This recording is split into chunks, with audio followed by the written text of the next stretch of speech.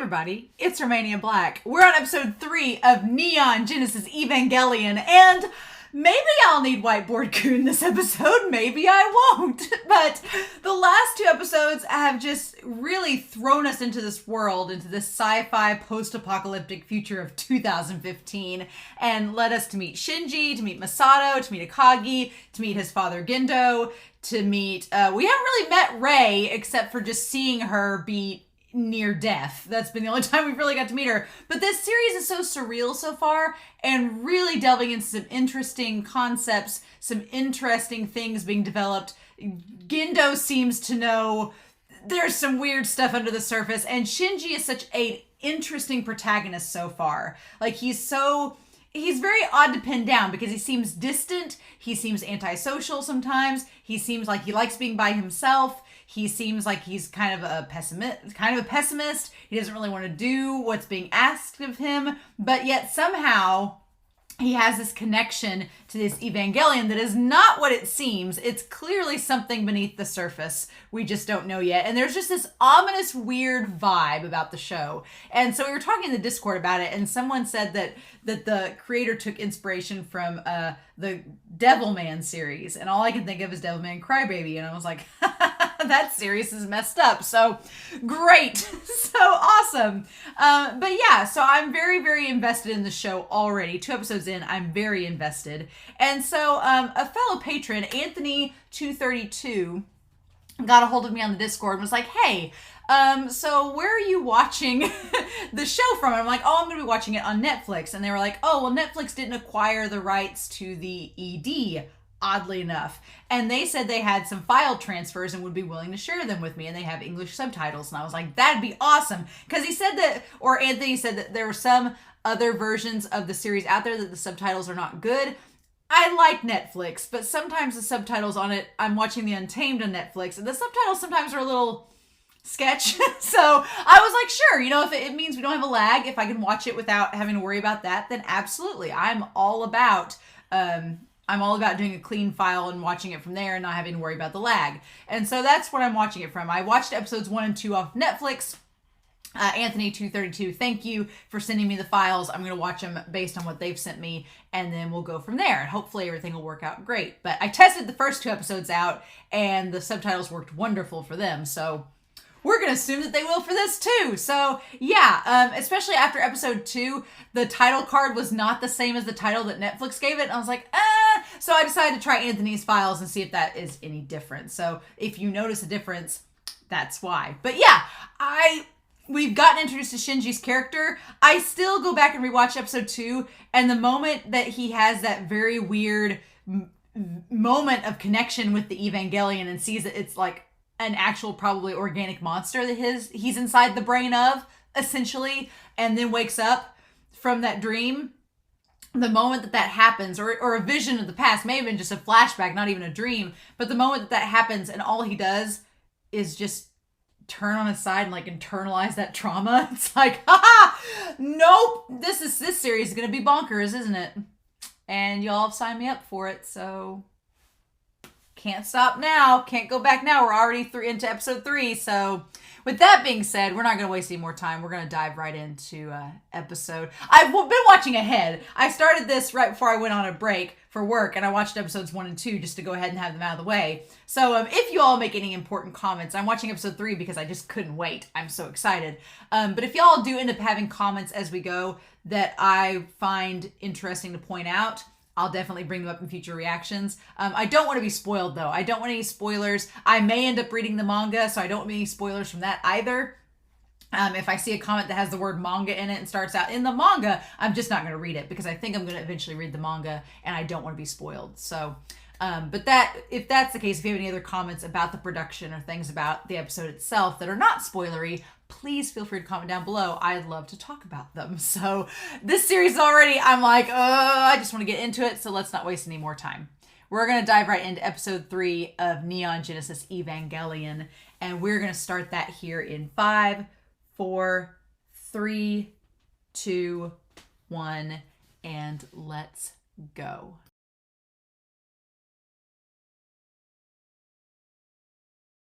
Oh, buddy. I to expect with this show, because everything I think that it's going to do, it doesn't. And it's so interesting. This whole thing with Shinji, man, it's funny because there's shows I'm watching right now. There are shows I'm reacting to on this channel that I'm like, this is the polar opposite of it. And it's kind of fascinating because it's taking topics that are going on in these other shows and this idea of the protagonist and completely flipping it on its head. And I kind of love it. And I'm amazed by it, especially for being a show in the 80s and 90s that's touching on this issue that modern anime is really kind of doing the reverse of. So it's sort of fascinating, and I'm kind of intrigued by where it's going. But there's this concept. I mean, we're gonna dive into this episode. Shinji is a character and has a lot of issues going on right now. He's a teenage kid going through some serious shit and is not handling it well. And no one is really reaching out to him in any sense. And I think that's the thing that's most interesting about this, is that you have normally with your protagonist, and we're going to start there because our protagonist in this is Shinji. And I feel like I've talked about him a lot, but he is our main character. And I think that these first couple episodes are setting up him and this whole dilemma that he's dealing with. And that is the idea that we have, usually with a protagonist, there is this idea of being a hero, right? Of being a hero. And you can tie in savior with that, or you can tie in like chosen one. You can tie in all of those things.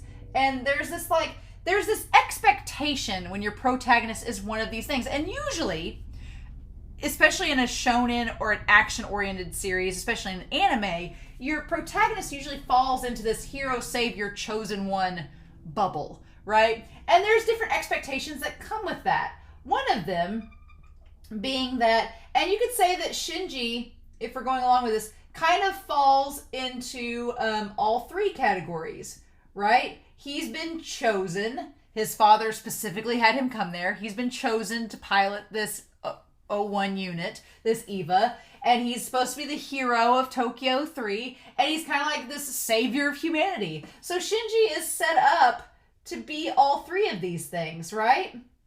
But the funny thing is, and we're going to go through this and show how Shinji is the polar opposite of what most protagonists do. Shinji's doing the exact opposite of it.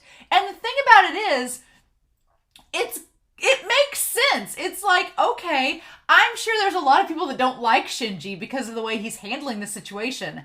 I get it. I get it 100%. There's aspects of his character that I'm like, that's odd. I would not see a protagonist of an anime series being like that, but I find it's almost refreshing because I'm so used to these protagonists who take this call to action. They're like, yes, we will go fight the monster. We will be the hero. And that's a positive thing. This is treating it like it's a negative thing. Like it's looking at the dark side of this hero complex, the dark side of the savior chosen one trope, and showing that it's actually kind of messed up in a lot of ways. It's really messed up. So yeah, in normal, what you typically see with your protagonist is that they want this status, or even if they didn't want it, they accept it, right? They accept it with resolve. That's the big thing. They may accept it begrudgingly, and they may not want it necessarily to be in this role, but they accept it and they have a resolve. And with that, there is something, and this is kind of getting to the point of the whole episode, there is something they are fighting for. That's the big thing. There is something or someone that they are fighting for. And usually those people, and here's the big thing, care for the protagonist. That's where things are going to get a little bit different in this episode. And it's hitting me. I was like, oh my gosh. So yeah, usually they either want to be the hero or they maybe didn't want to be the hero, but they accept it and there's a resolve behind it, right? There is a resolve and it's tied to something or someone that they're fighting for that cares for the protagonist, right? That's the reason that they fight. And it's what gives them motivation. It's what drives them. And you can argue that maybe the protagonist doesn't reciprocate those emotions romantically or whatever, but they do care back, right? There's several series I'm watching right now that I'm like, okay, yeah, the protagonist may not like this situation that they're in, but they accept it because there's someone or something that they're fighting for. With Shinji does not want this status. He doesn't want it. He does accept it, right? You see that he accepts the commands. He's still doing it. He questions why he's doing it at one point. He's like, my dad's not even here. Why am I doing this? Like, he accepts it. But here's the thing. The resolve portion of it. Does he get resolve? Yes. I think that in both instances, he's fought the angel. He has had resolve in both instances. In the very first episode into the second episode, his resolve was with Rei. In this episode, I would argue that his resolve is with Toji and the other boy who I'll put down here when I think it was like Aida. I think that's his last name. And he had a first name that Toji called him by. So they're pretty close. So you have Rei in episodes 1 and 2 was his resolve to accept the mission to go into the EVA A1 unit. He was like, well, I don't want her to die. This girl that I don't really even know, but she looks like she's on the brink of death. I don't want her to get used, and then I'm going to feel guilty because I could have gone in and did something, but I didn't. So he did that. And then in Toji and Akaida's case, he has them in the cockpit with him. He sees that they're possibly going to die. And so you could argue that maybe that was his motivation in that moment to go completely berserk on that angel. We're going to talk about that because that's going to bring up a whole nother thing with Shinji over here. But here's the thing about both of these characters. Both of these characters arguably do not care about the protagonist.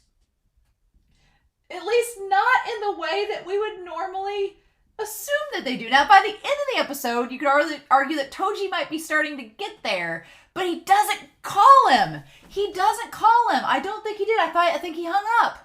And I kept waiting at the end of the episode for him to turn around, walk back to the phone, because they lingered on that shot for a while. They lingered on that wide shot. And I kept thinking, okay, the episode is going to end with him walking back to the phone and picking it up. But he doesn't. He does not communicate. So you have these two, they either don't care about the protagonist or they don't communicate with them. There is not communication. Or they don't communicate with Shinji. Because, yeah, I mean, the only words Rei has said to Shinji this entire time that we know of is that, hey, I'm going on ahead, there's an emergency call. That's all she said to him. That is it. They have not had any communication. There's no relationship there. He just helped her because he felt obliged to so that she didn't die. She hasn't thanked him. She hasn't talked to him. There's been no communication between these characters whatsoever. And with Toji and Akida, Toji beat the snot out of him. He punched him because he was mad that his sister got injured and nearly died because of his mistakes. And Akida just wants to take footage of the battle because the government's denying them it. So these characters that Shinji has resolved to help have no connection to him. There is no compassion or love between them. So it is the most bizarre thing to be 3 episodes into this show. And at this point in this series, there's been, because I mean, if we're looking at it in a 4-part structure, I guess, then we'd have like the first 6 episodes are probably, if we're looking at a 3-act structure, your first 8 episodes are going to introduce all your characters in the main conflict. So I'm guessing that's going to be the case. Rule of 8, we'll see if that goes down. But your first 8 episodes are going to introduce the conflict and the characters. Your next 8 episodes are going to, like, up through episode 16, are going to introduce the big conflict. By episode 16, the characters will probably be at either their lowest or at a turning point going into the final act. And then your final 8 episodes will be the build up to the climax and the resolution. Typically, that's how it would go. But you could say even 8 or 9 episodes. You could give or take there. But so far, Shinji doesn't have any friends. he doesn't have any friends. He doesn't really know anybody. There's nobody he really connects to. And we're going to talk about this episode, but it's so odd, right? That Shinji is such a very different type of protagonist. But the fact that he's just doing this out of some kind of, and we're going to set this up, right? This blind obligation. We don't really know why he's still doing it. I guess he's doing it because he doesn't really, like, is he trying to get his dad's approval? Is that it? Is he trying to get his father's approval? Because he comments that when his dad's not there, he's like, why am I even doing this? My dad's not even present. So is he doing it for his dad's approval? Is he doing it out of guilt? Is he doing it for, unknown reasons that he doesn't even know? It's just this blind obligation. And they're going to make a mention of that he just obeys without questioning. And it's so fascinating. But I love that Shinji is taking our protagonist trope, especially in a hero chosen one scenario, and completely flipping it on its head.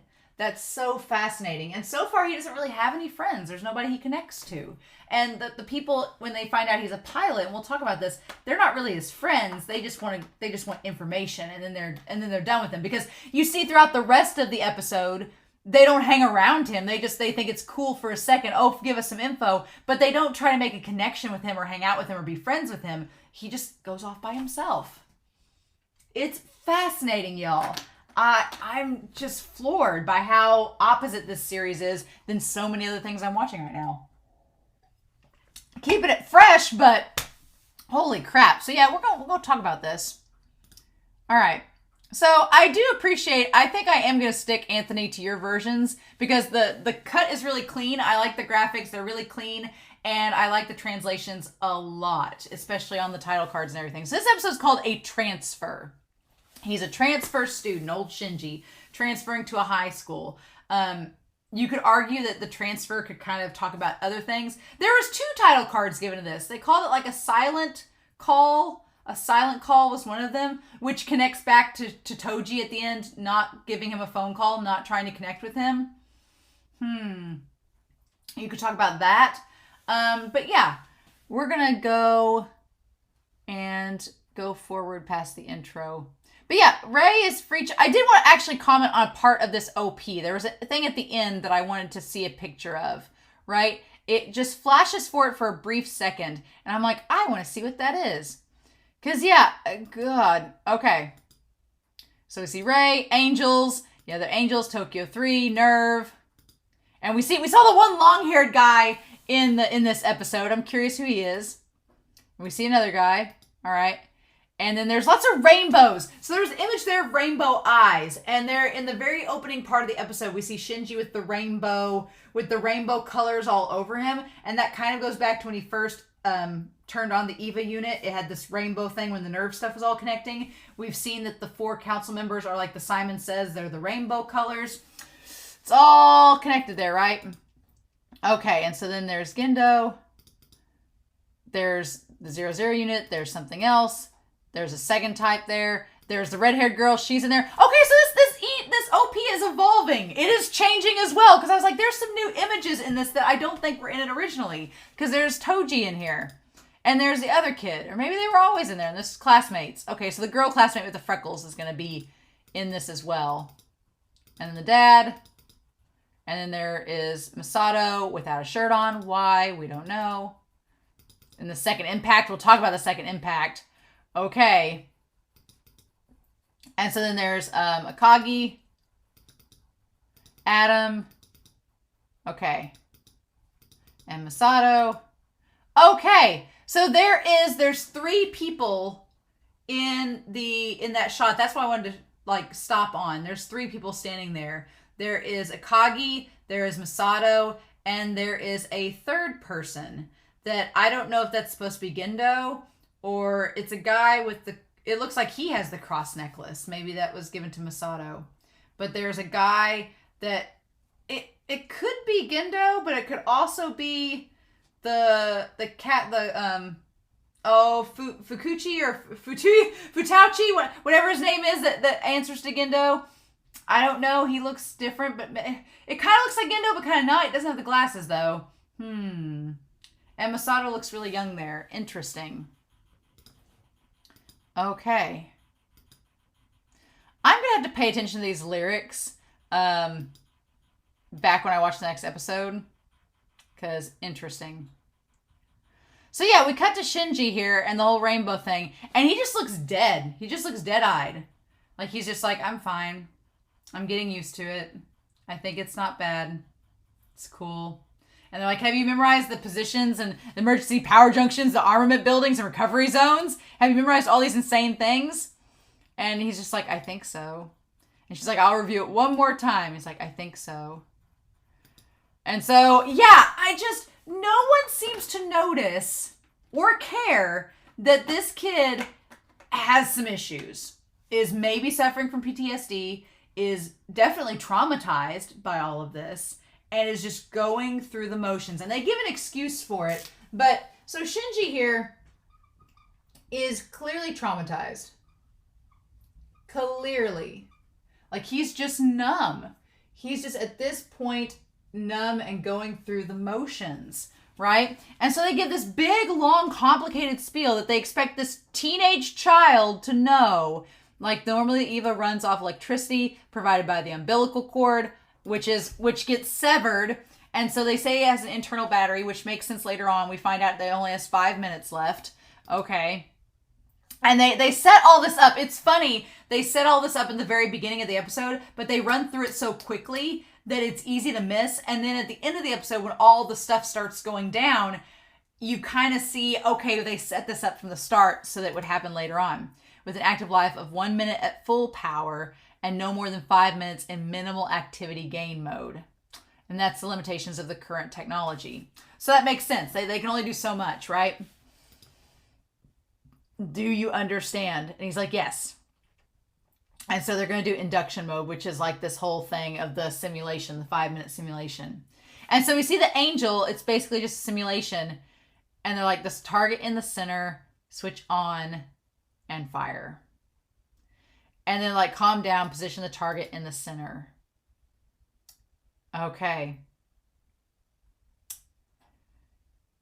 And then they're like, next. And they just keep doing the simulation over and over again. Just to try to get the movements and stuff as natural as it can be. And so this girl that's next to Akagi says, I'm surprised that Shinji agreed to pilot it. And Akagi says he simply does what he's told to do.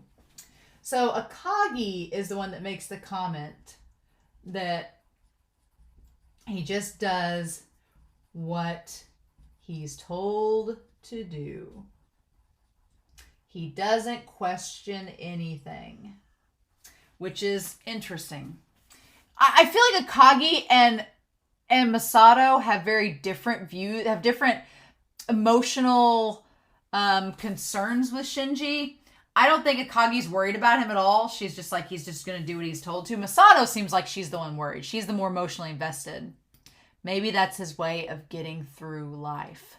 That's another thing. So Akagi basically says that's just his way to get through life.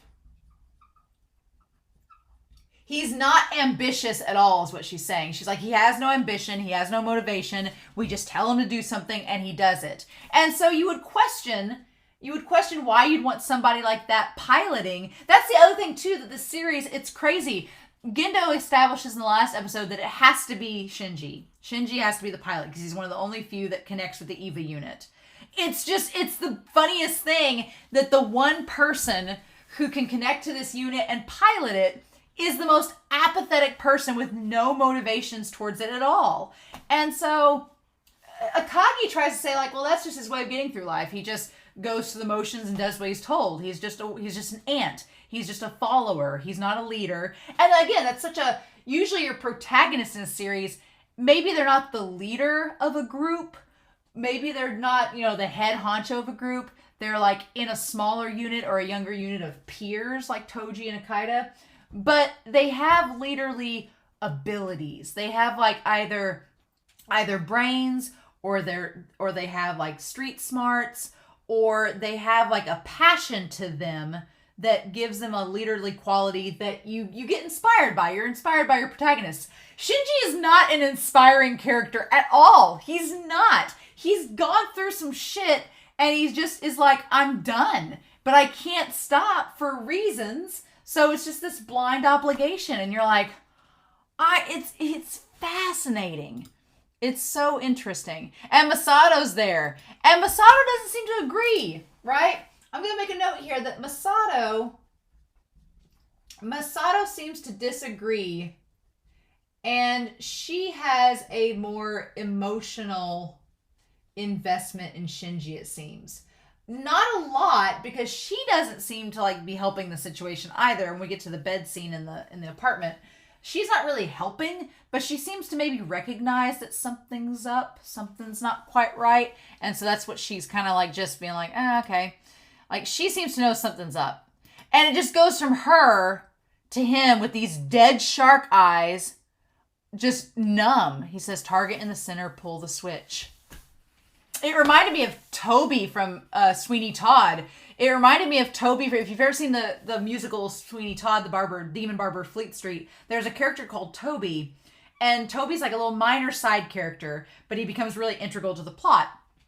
But Toby gets traumatized at some point in the play, and he just starts at the very end of the play when they find him. He's doing these horrific things, and he's like just going through the motions, and he's like, first you do this, then you do this. Make sure you do this steps 1 and 2 and 3. And he's like monotonous about it and just in a routine.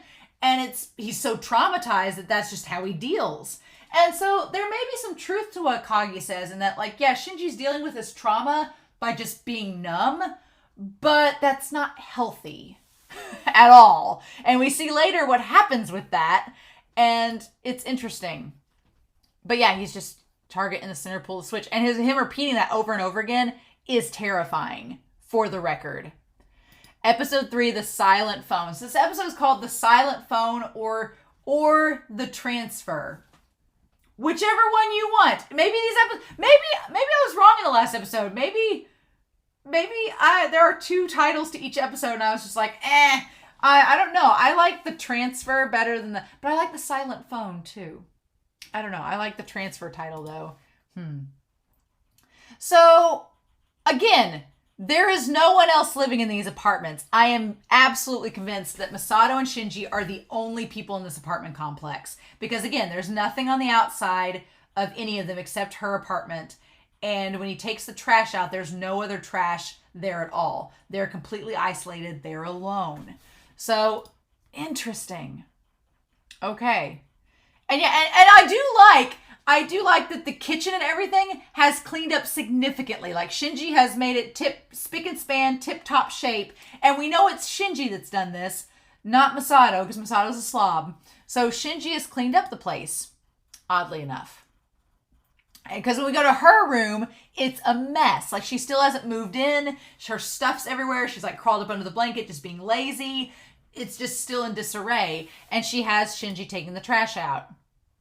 So I find it interesting that he talks to her and this whole radio thing is going on at the same time. You know, forecast sunny today, blah, blah, blah.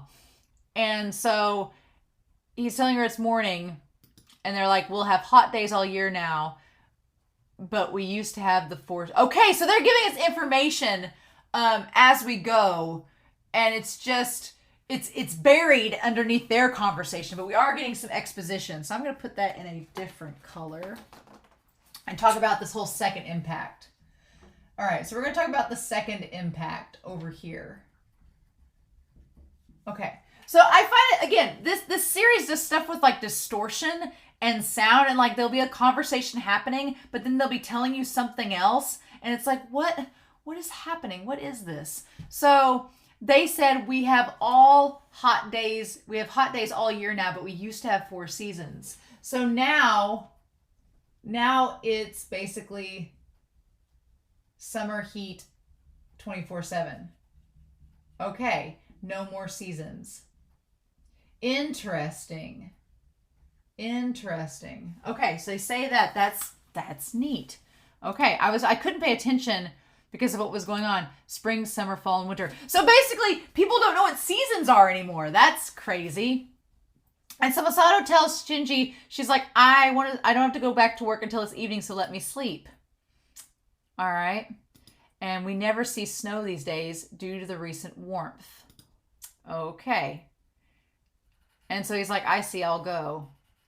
Aquatic life has been coming back little by little. Okay, so aquatic life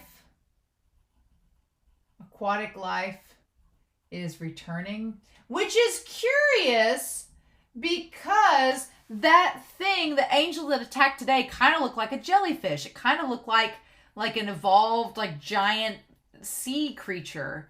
I commented it looked like a shrimp, but it kind of looked like a jellyfish too, or like some kind of like little like plankton type of aquatic life that had mutated. So I wonder if that's related to all this. And so Shinji says he's going to leave her, and she asks if today is Thursday. As you dive into the sea, you can clearly see an abundance of fish. And she's like, take the burnable trash to the garbage, please. And he's like, yes, ma'am. It makes me think of catching some for dinner tonight. And so she does ask, to be fair to Masato, she does ask if he's, how are you adjusting to school? And he says, yeah. And she's like, oh, okay, see you later. And so that's all she does. She tells him, he goes to check on her, and she's like, oh, hey, I'm really tired. Like, come back later. I gotta go to work later. Just let me sleep.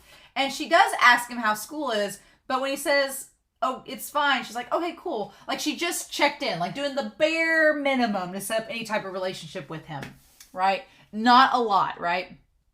It says, although the town brings back sad memories, this is a hot diving spot. And then again, he takes the trash to the trash receptacle. It's the only trash there. There's nobody else taking trash out. There's nobody else there. He's all alone as he's going to school. So it's so fascinating to me that this concept of just, there's a lack of communication and Shinji just doesn't have anybody around him. He's just alone, right? And that's clearly affected his social skills, as we see at the school, right? So Masato talks to Akagi calling her and saying, oh, it's you, Ritsuko, and being like, are you getting along with your boyfriend? And of course, Masato's like, boyfriend? What are you talking about? Oh, you mean Shinji. And so we see like all this data and stuff, like this mountain of cigarettes and these two cats that are black and white. He transferred into school 2 weeks ago and he hasn't changed. So, okay, no one ever calls him. All right. And then she's like, Akagi's like, calls him. And she's like, I figured since he'd need one, I gave him a cell phone a while back. But if you look, and the cell phone was like just a mobile phone, he left it on the desk. He didn't take it with him. It stayed on the desk. So, of course, he's not going to hear it if anybody calls. And then again, you see him walking by himself. There's like a cluster of kids not far ahead of him, and he's walking by himself. So it's so fascinating that Shinji, and I'm going to put up here, is like, he's made the comment in the last episode, he likes being alone. And he is not actively making friends at all. Which is curious. I'm wondering how that ties to like his past. And he's been at school for 2 weeks and nobody really seems to want to talk to him, which is normal when you have a new kid go to school. When you have a new kid show up, you know, a lot of times you don't want to immediately go talk to them because you don't know their personality. And, you know, it's kind of like, well, I don't know what to say. But usually when you have a new kid at school, though, they do, you know, introduce themselves and try to make friends with somebody. But not Shinji. Shinji is not interested. He wants to just be a loner and stay by himself. It's like, okay. So I don't think he's ever used it, though, or received any calls. And so then, yeah, I'm not sure, but I don't think he has any friends. No, he does not have any friends at all. And so Akagi says he doesn't seem like the sort who would make friends easily. And they talk about the fable of the hedgehog's dilemma. And they're like, and so again, hedgehogs, you mean those animals with spiny hair? So they're going to talk about this later, but a lot of species have been lost. Were lost, okay? And hedgehogs were one of them. I find it funny because, you had Sonic the Hedgehog in the 90s, and in this show they talk about it too. But yeah, so the hedgehog's dilemma, even though a hedgehog may wish to get close to another hedgehog, the closer they get, the more they injure each other with their spines. It's the same with some humans. And we see all these people like interacting and socializing, but basically saying that Shinji is just not able to make friends, right? Shinji's probably afraid of pain and has become a coward somewhere in his heart. So Akagi is suggesting that Shinji is afraid of pain and is a coward at heart. And so that's why he's not willing to make any friends, because he's afraid that there's going to be pain involved with it. And yeah, considering all the crap that Shinji's gone through, I guess I see that, right? But it's funny, you see all these characters interacting with one another, and then Shinji is he just goes in the classroom and sits down. But what gets me is that Akagi goes through all this, and Masato and Akagi say, well, he'll eventually learn that growing up means getting closer to people and distancing them. So they're just assuming that he'll figure it out. I like that both of them say that he will learn that you need to both grow closer and distance people.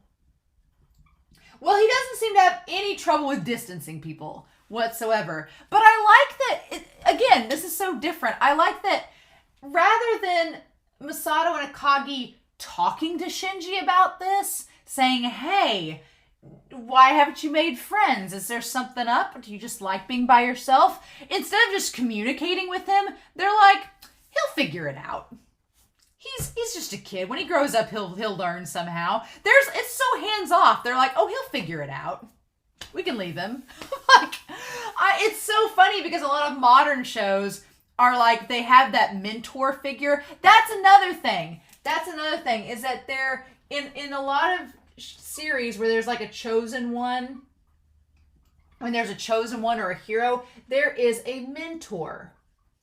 There is a mentor figure, like an Obi-Wan, or like I just watched Arcane, like a Heimerdinger, or somebody, a mentor figure that takes your protagonist and kind of incites wisdom to them and teaches them some right and wrong things. And then the protagonist, usually your mentor figure dies, or they break away or distanced from the main character, but they learn something from them, right? And they impart wisdom that helps them grow as a character.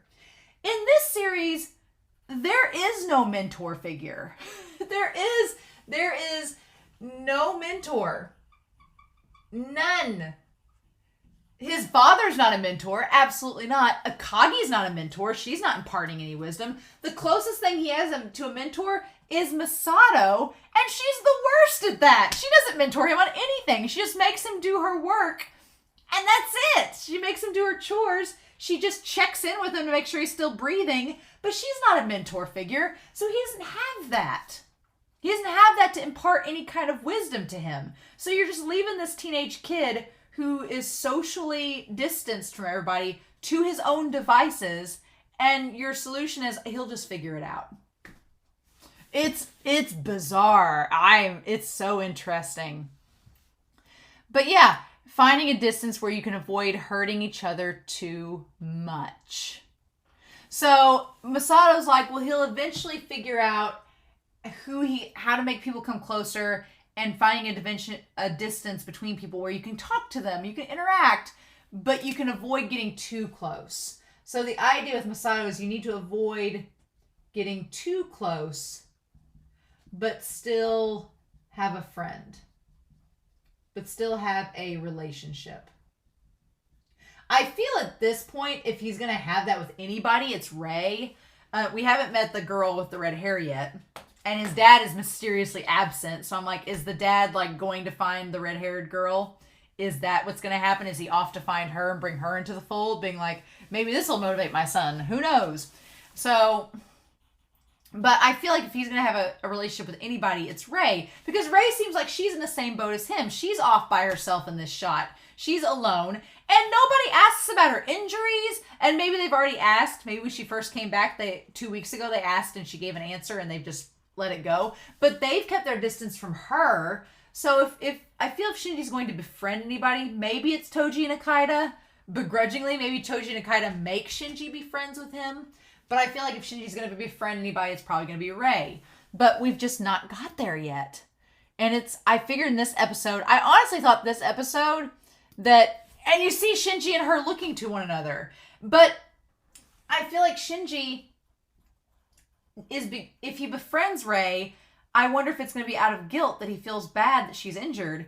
And so he just befriends her to try to talk to her and make her feel better. I don't know. I honestly thought this episode was going to have Rey and Shinji get closer. I really did. And they barely interact at all.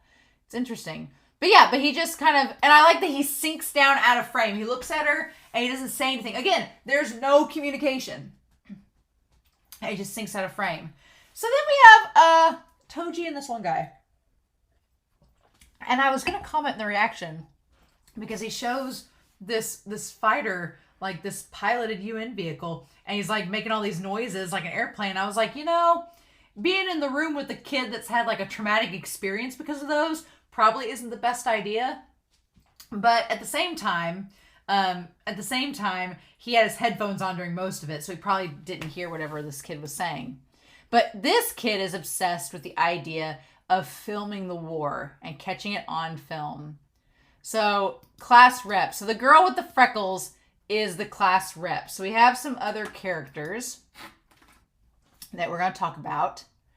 And so he has like his whole thing. There wasn't anybody home at Toji's place. Aida, you're good friends with Suzuhara. Okay. So they question a lot of things. So we have, I'm going to put down here, we have our class rep. We don't know her name yet. We have, it's Aida, not Akida. We have Aida, who has another name.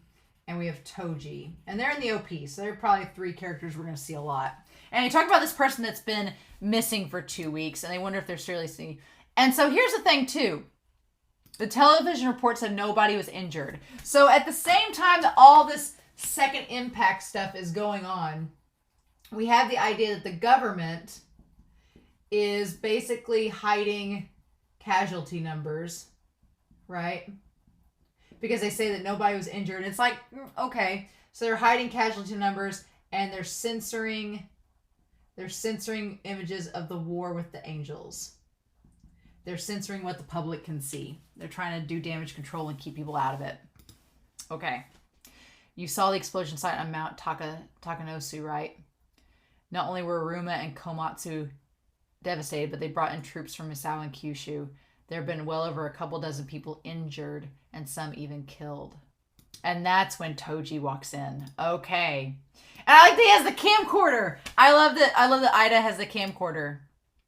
Suzuhara. Oh, okay. Suzuhara has been missing for 2 weeks. So that's Toji's last name. Okay. Suzuhara. All right. So Aida and Toji are on a first name basis. So Aida is this kid's last name. I'm going to get his first name in a minute. So Toji's been absent because... So around the time they said 2 weeks, which is when Shinji transferred into school, right after he moved to where the base is and piloted the Eva. Okay. And so Toji... I kind of like Toji's character right off the bat because he's very complicated. I like his character already. Toji being like, what is the class population dropped or something? Oh my gosh. And then Aida says they're all evacuated and transferred to other schools. Okay. After all, no one wants to stay after that fierce battle inside the city. He's like, you're probably the only one who actually enjoys the chance to see a real war. So yeah, there's only like a handful of kids left. Although there is more when we get the class coming in for the history lesson. And they're like, where have you been, Toji? Did you get caught in the crossfire or something? I like his tracksuit design. He said, my kid's sister did. I like Toji's design. He's very serious, and he just has he has the protagonist look. Toji looks like who would be our protagonist in this story, and he has the motivation, right? He has the thing where his sister got injured during the battle, which ironically is what Shinji was involved in. So Toji, it's interesting. Toji kind of has that protagonist vibe, and he seems to have the resolve to become a hero, but I don't see him ever getting into any of the Evas. So that's curious to me, right? So curious. And he's like, she was crushed under a pile of debris. She survived, but she's been in the hospital ever since. And so he goes on saying that his pop and his gramps are at work. They work at the lab, and there's no way I can leave their post. They can't leave their post right now, so he's been at the hospital with her. Okay. And he's like, that robot's pilot was plain awful. I'm downright pissed. I love the way his voice actor said that, too. He's like, what the hell's the point of our own guy wrecking the city? All right. And then Ida's like, did you hear about the new transfer student? There's a rumor that the transfer student's the pilot. Him over there. He transferred while you were absent. And Shinji he's got his headphones in. Shinji just is like, here I am. Just really depressed. He came right after the incident. Don't you think that's odd? And so then, yeah, we had this history teacher come in for class 2A. So they're second years. Okay, so they are all second years. Interesting. Okay. So then, yeah, face the greatest trial. We get this thing about the second impact. This whole history lesson. The last year of the 20th century. So 1999. We're going to party like it's 99, right? Okay. The last year. All right. Crazy talk. I love that this series, it embeds knowledge within it in the most random and nonchalant way. They're like, oh, by the way, here's all this important exposition we're going to frame in the most simple thing. Hope you catch on. And it's like, wait, what's happening? So interesting. So yeah, we talk about a massive meteor from space slammed into Antarctica. Okay, so there's a meteor that hit Antarctica. Okay. And it caused the water levels to rise, right? Caused the water levels to rise all across the globe.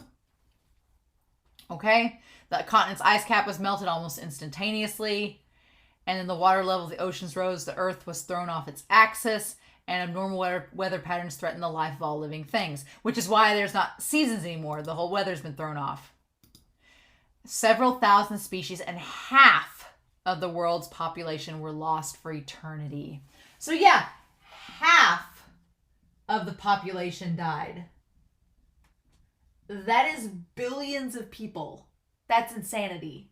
And you know what's the crazy part about this is that he's going on about this very interesting thing that to us, the audience, that didn't know. But these guys in the classroom, they're not even paying attention. They're like, yeah, it's the biggest thing in the world. Half the population died. A meteor hit. It's the most interesting, crazy stuff. And they're just acting like, yeah, we've heard this a million times. It's wild. And so then he talks about this was a so-called second impact. And they all just look bored.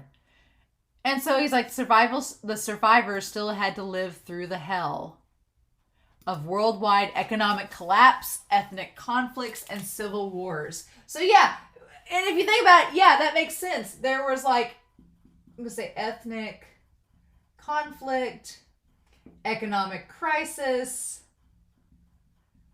civil war, the world just going through hell. And these kids have no clue about it, right?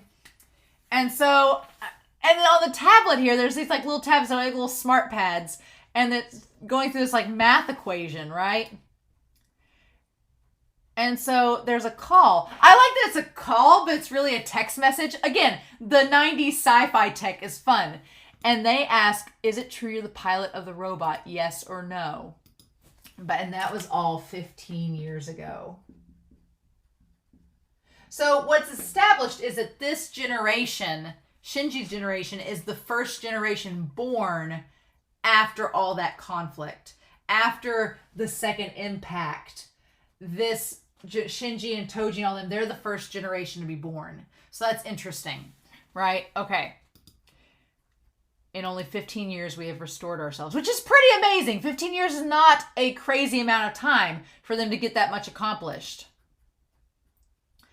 And so he's looking back there, right? This is certainly proof of human race's resilience, but even more so. And then Toji's in the back, like pretending to be asleep, and the girls are asking him, is it true, isn't it? Okay, is the fruit of blood, the blood, sweat, and tears your fathers and mothers have dedicated to this cause. Saying that the reason, that your reason for existence is tied to your parents. Meaning, like, the whole reason you're all here, the whole reason everything's been going great is because your parents did the work to pick up the slack, right? Which is funny because these kids don't even seem to care. They're like, oh, all right, whatever. Like, the older gentleman that's teaching them is trying to impart to them how important and significant this all is, and the kids don't care. They're very apathetic. So I'm like, it's an interesting commentary. It's very interesting. And then as he says it's because your fathers and mothers have dedicated to this cause, as he says that, Shinji types in, yes, I am the pilot. And then everybody in the class is like, what is going on? Everybody except Ray. Ray is not paying attention. So the teacher isn't even listening to them. He's not listening to them. He's like, I lived in Nubakawa at the time, which is underwater now. Okay. And then the student rep tries to get them under control. You're always so bossy. Okay. And they all gather around him. And they're like, how were you chosen? Were there any tests? Weren't you scared? What's the cockpit look like? And he's like, well, that's all secret. I can't tell you. And then Ida's like, and they're like, what's the name of the robot? And he says, we don't know much, but everyone calls it Eva or Unit 1.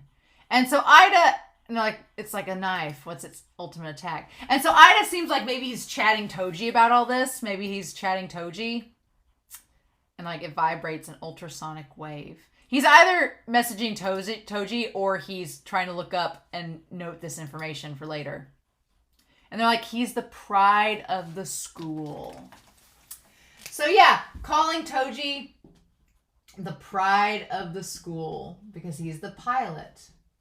I wonder if they know that Ray is a pilot. It doesn't seem like they do because they don't even address anything with her. They don't even pay her any mind. And you'd think if they knew she was a pilot that they would be talking about it, but they don't seem to care. And he says, and thus. And then when he looks back, he's like, that's all for today. Like, there's just no... It's interesting, right? And Toji, of course, is in the back looking very frustrated as they're all gathered around him. So there's this clear disconnect, right? There's this disconnect between the adults and the teenage children, right? There is a clear disconnect. There's not communication going on there between those two groups of people because when the teacher looks back, he doesn't tell them to get in their seats. He doesn't say, hey, I'm talking about this lesson. He just says, okay, that's all for today. And there's like no discipline. It's chaos. The only one keeping them disciplined is the class rep. That's it. That's the only thing keeping them in line. And then he says, all rise and bow. But they're not listening to him. And they're like, hey, you guys, why don't you at least show some manners at the end? They're not. There's no discipline. There's no manners at all. And Toji's just clearly pissed off because he punches Shinji. Yeah. And he's really mad. And Ida just like is there. He's like, sorry, transfer student, but I got to beat you up. I don't feel right until I've smacked you. He's like, you're the reason my sister is injured, so I've got to get justice for her. And then Ida explains, he like, sorry, his little sister was injured in the incident the other day. And so, well, there you have it. Like, that's it. He's like, well, his sister was injured in the incident the other day, so that's why you're getting beat up. Sorry. So yeah, again, they don't care about Shinji at all. They're just beating him up because they feel like they're obligated to. It's crazy. And Shinji's like, I'm not piloting it by choice either. Like, I didn't intend for this to happen. And the animation of Toji speed walking back to punch him again, he's like, I punched you, I'm gonna go, bye. And then Shinji just had to have that last word. Shinji's like, well, it's not even my choice. Didn't even want to do this. And that march through where he just like shoves him aside. Oh.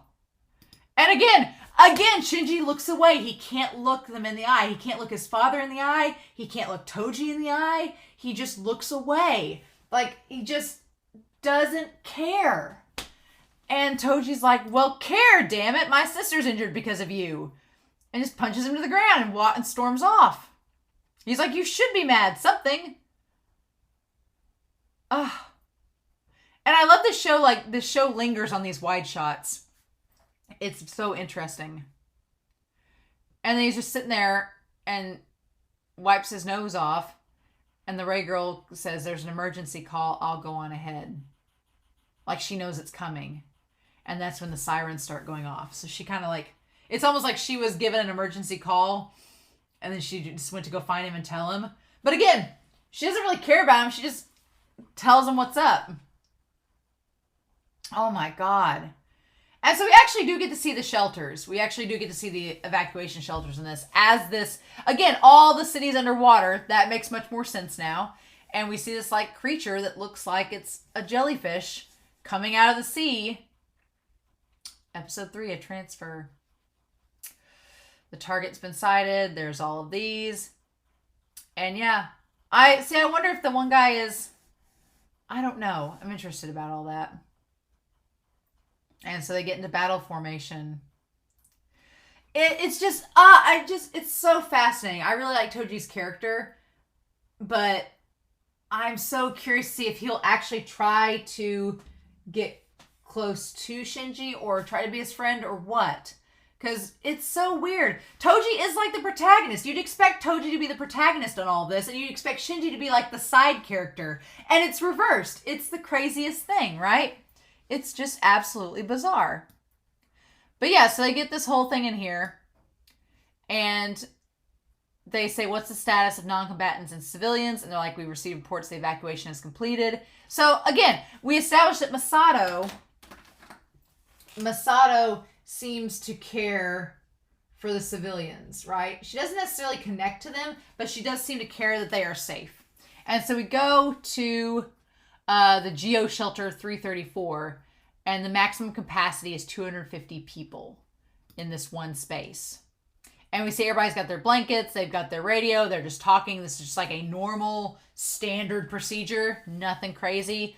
And they even talk about like the individual groups. They talk about like the junior high kids, the elementary school kids, like getting with their groups, like they're going to like remote learn or something while they're in these shelters, right? It's a routine. It's normal.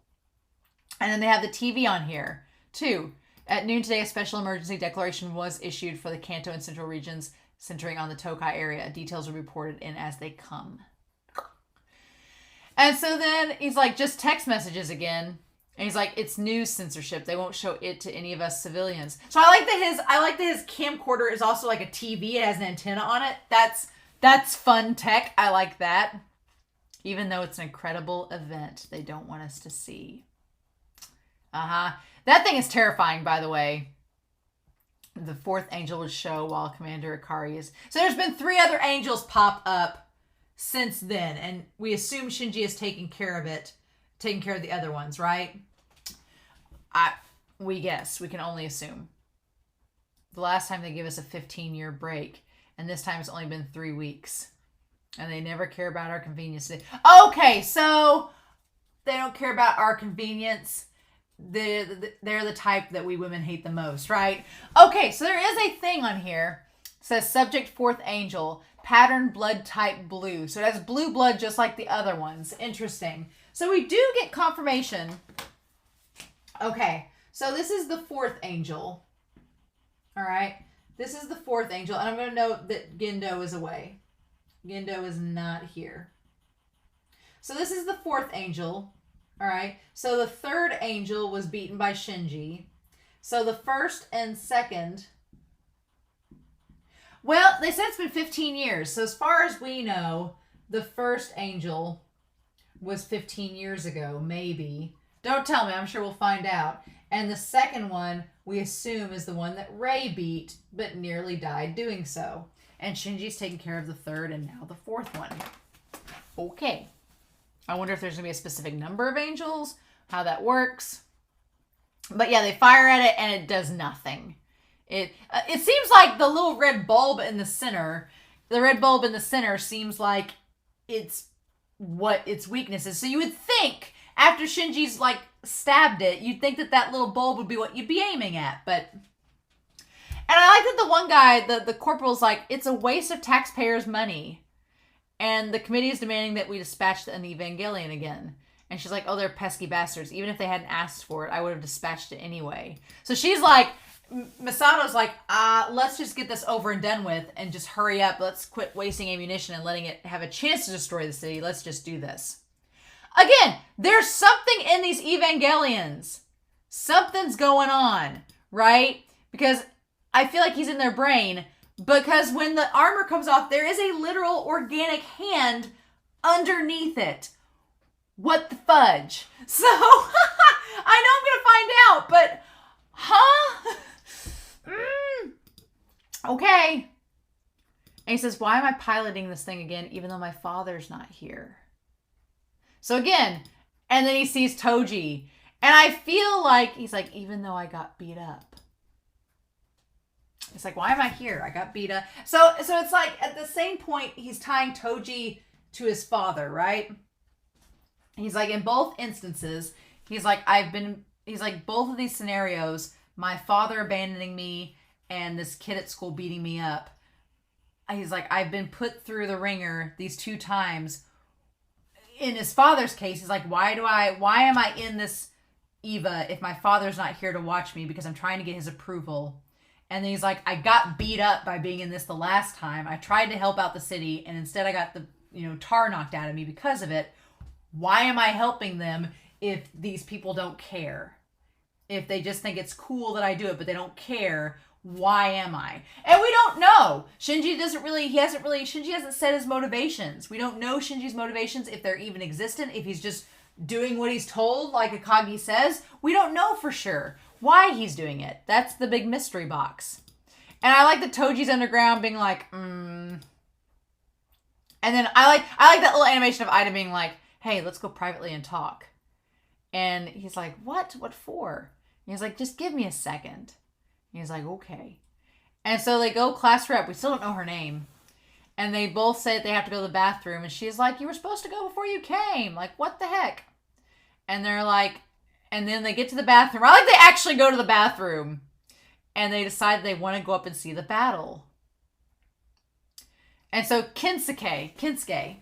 So that's his name. It's Kinsuke Aida. I'll probably still call him Aida, even though I like Toji. But Kinsuke. All right. Are you serious? And they decide to go up and see what's happening. Just see what's going on. And so he's like, we'll never get the chance to do this again. So we might as well just do it now. And I'm like, that's a terrible idea. And Toji's right. He's like, you can get killed. And he's like, if I could get killed anyway, I'd rather see it first. And he's like, what do you think Nerve is for? And what's Nerve's most important weapon? It's the robot the new kid's pilot. He protected us the other day. But you hit him pretty hard, twice. So, like, if he refuses to pilot the robot, we're all going to die. So, there's that, too. That Shinji basically has no choice. I mean, he does have a choice. But that choice, if he makes it, means, like, sacrificing the world, potentially. Who wouldn't choose that, right? Who wouldn't choose getting in a robot to help save humanity if your only other option was you'll be the reason that everyone dies? But, like, Shinji's whole thing is, he's like, well, nobody cares that I did it. They all beat me up despite it, so why am I even trying?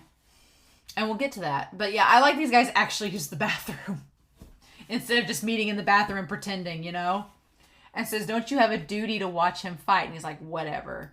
So basically, Ida's trying to guilt trip Toji, being like, you beat this kid up and now he's supposed to save us all. Like, don't you think we should go watch, make sure everything's okay? Even though they can do nothing. He's like, aren't we like, isn't that our obligation? And Toji's like, you're upfront about what you want, aren't you? And he's like, Which is funny. It's the polar opposite of Shinji. Like, Aida is very explicit about what he wants, and Toji's just like, okay, sure. And I do like that Shinji says yes. His eyes aren't quite as dead shark eyes as they were during the training. And then they say, now listen to me. Neutralize the enemy's AT field and then fire a volley from the pallet gun. Just like we practiced. Can you handle that? And he's like, yes. Which, no, he can't handle it. That's the thing. He says he can, but he cannot. And so then, yeah, they get through the gate and they climb up to the top of the temple and everything to take footage of it. Of course, his camera gets destroyed later inside the Eva. How fitting. I'm very curious how this is going to go with these kids inside, which I guess everything worked out fine.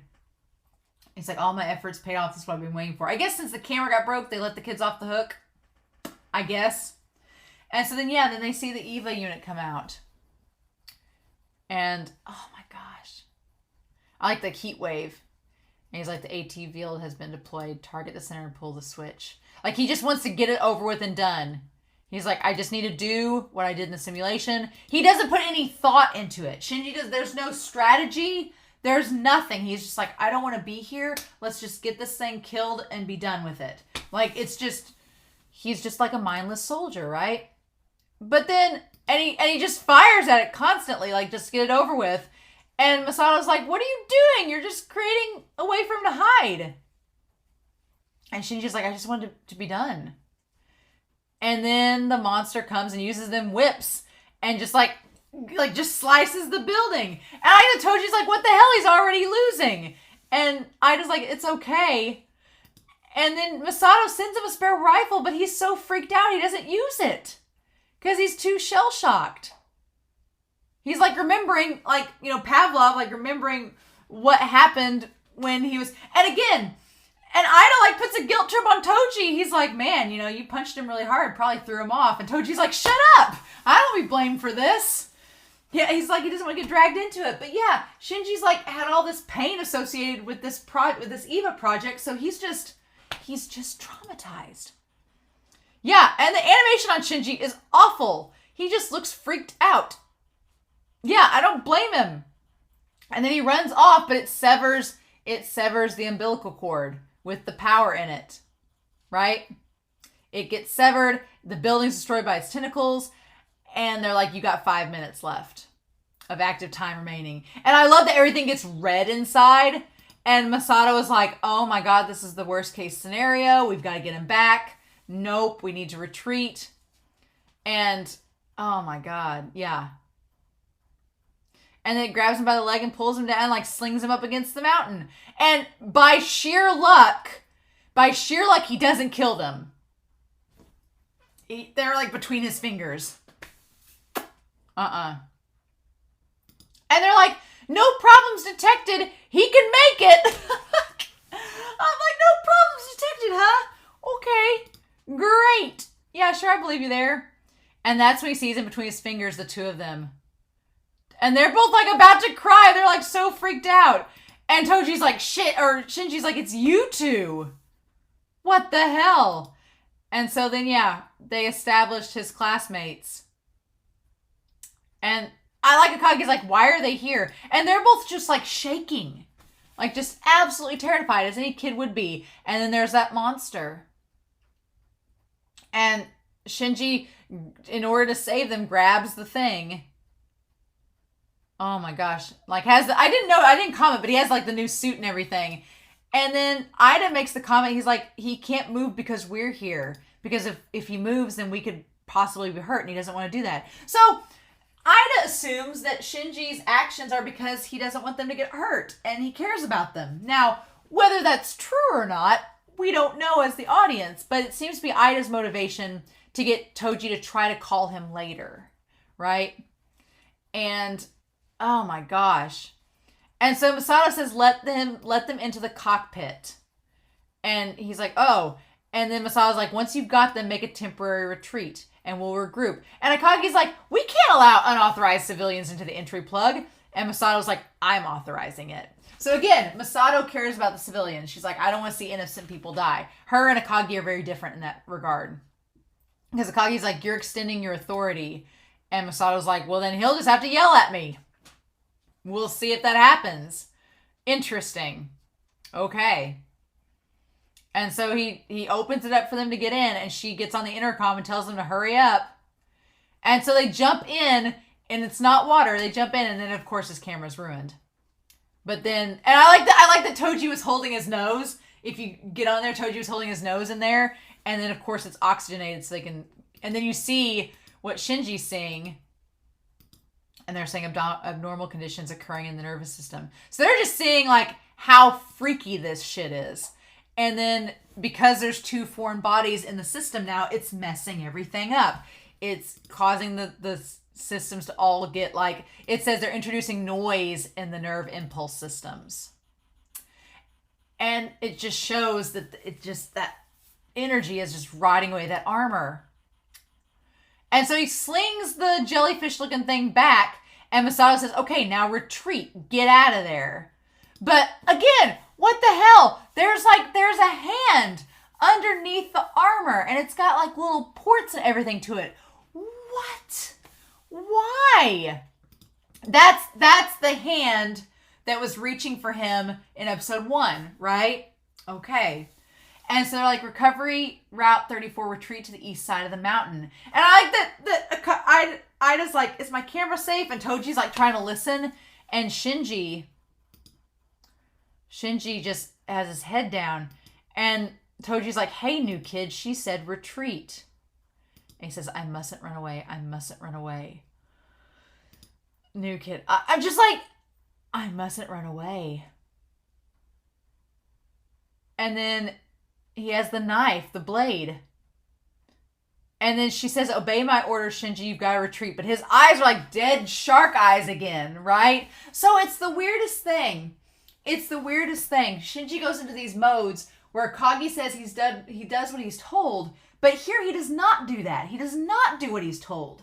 He instead goes back to the mantra that Masato and Gendo said to him at the very beginning. They're like, don't run away. And Masato said that to him at the very beginning. And he didn't really want to listen to her at the time, but now it's like those words have like clicked for him. And so I feel like it's because Aida and Toji are there that he's not going to retreat. Just like with Rei, when Rei was there, he didn't run away because they told him not to. They're like, don't run away from your problems. Don't run away from helping Rei. And so he didn't. And I feel like now that those two are there, he's like, well, I've got to protect them. And I need to stop the angel before it hurts anybody else. And he just freaks the fudge out. Like, just completely. And Masato's like, that idiot. And again, it like goes through him. The tentacles, they're like, what? And him, like, he's like crying and just stabs it and just keeps on going. And it's crazy that he's having this freak out. And Toji and Aida are like, new kid, huh? Do we want to be friends with this psychotic kid? I don't know. And it's not that he's psychotic at all. He's just like so dedicated in this moment to like just stopping this thing.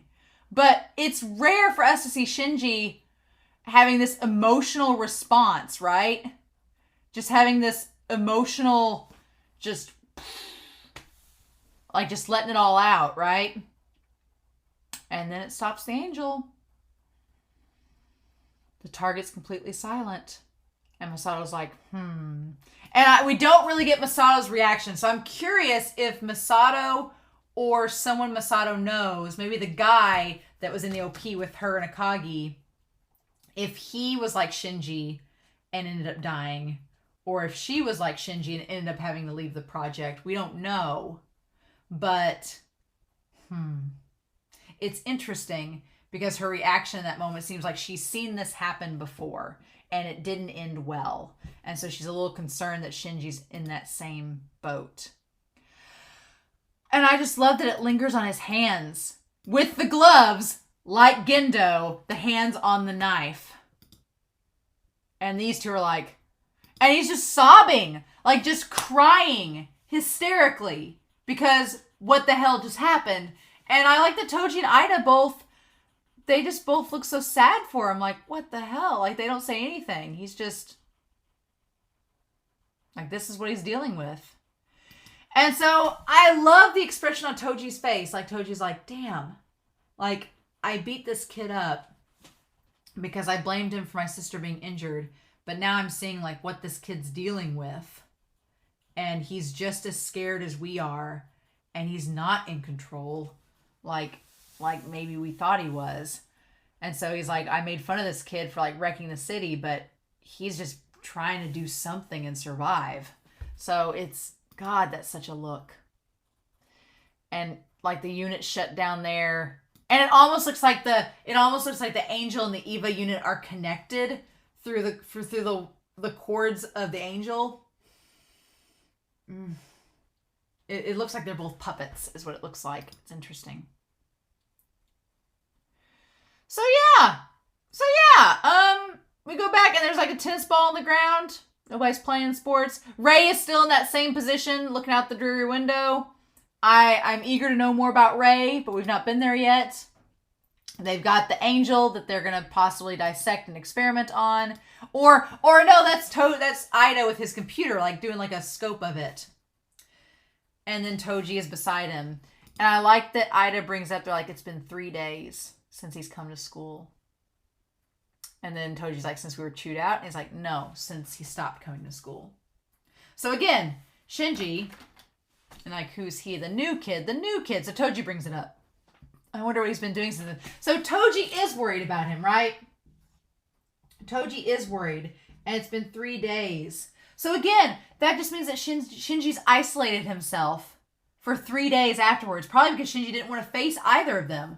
Like, well, you just saw me have a complete meltdown, so don't want to deal with that. So he's just left for 3 days from them again. But we don't know. We don't know if Shinji's at home or if Masato's, like, has him in confinement or something. We don't know what's happening.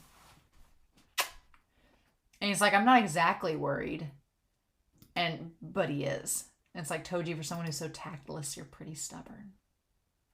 If you'd apologized to him back then, you wouldn't have had to agonize over it for 3 days. So he didn't apologize for it. He said, here's his phone number. Call him if you're so worried. And I like that he leaves the umbrella by the door and goes to the phone to call him to apologize. And he just can't do it. He just can't do it. Either he can't do it or the call didn't go through. And that's where it ends. I really thought that it was going to have like him going back to the phone, but no. He can't call and communicate with him.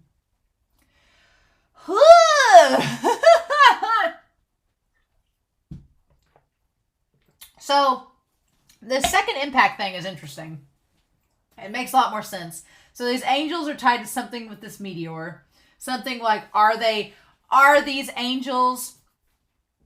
I get why they're called angels, possibly as like the Revelations, like the apocalypse, the world is ending, and these angels show up, like the angels of the apocalypse, to signify the end of the world. Maybe that's something to do with it. That symbolism there. It seems like there's a lot of, like, biblical symbolism tied up with that. But what I don't know is, like, are they mutations from the meteor? Are they mutations of people, like... Because they look like they're organic. They have hands like people underneath them, but they're giants. So... I'm like, are they mutations of, like, humans and are the Evas, is what I'm saying. The Evas look like they're just humans, like giant humans. So are, like, they mutations caused by the meteor?